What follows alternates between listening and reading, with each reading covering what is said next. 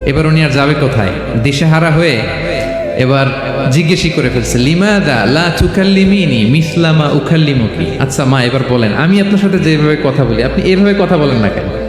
কিছু জিজ্ঞেস করলে কোরআনের আয়াত বলেন কেন? আমি কথা বলতেছি, আপনি আমার সাথে এভাবে কথা বলেন। কিছু জিজ্ঞেস করলে কোরআনের আয়াত কেন? এটার উত্তরে উনি আরেকটা কোরআনের আয়াত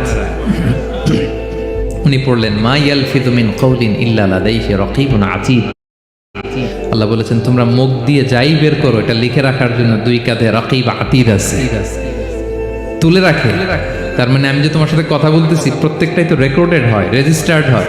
সো এমন কিছু বলি যেটাতে সওয়াব হয়, যেটাতে ভুল না হয়। আল্লাহু আকবার, সুবহানাল্লাহ। কি নারী ছিল, কেমন নারী তিনি ছিলেন?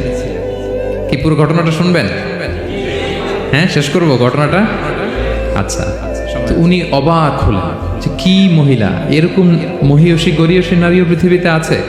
তিনি বললেন, ঠিক আছে মা, আপনি যেহেতু পথ হারাই ফেলছেন, আমার উটটাকে আমি নিয়ে আসি। ফাহাল্লাকা আন আহমিলুকি আলা নাখাতি হাদিহি ফাতুদরিকিল কাফেলা। আমার উটটা নিয়ে আসি, উটে বসেন, আমি আপনাকে এগিয়ে দিয়ে কাফেলাতে যুক্ত করে দেই। আপনি কি রাজি আমার উটে বসবেন? আবার কোরআনের আয়াত, ওমা তাফআলু মিন খাইরিন ফাইনাল্লাহা বিহি আলিম। তোমরা যত ভালো কাজ করো আল্লাহ সেটা জানেন। মানে তোমার এই ভালো কাজ আল্লাহ জানেন, আল্লাহ এর প্রতিদান দিবেন।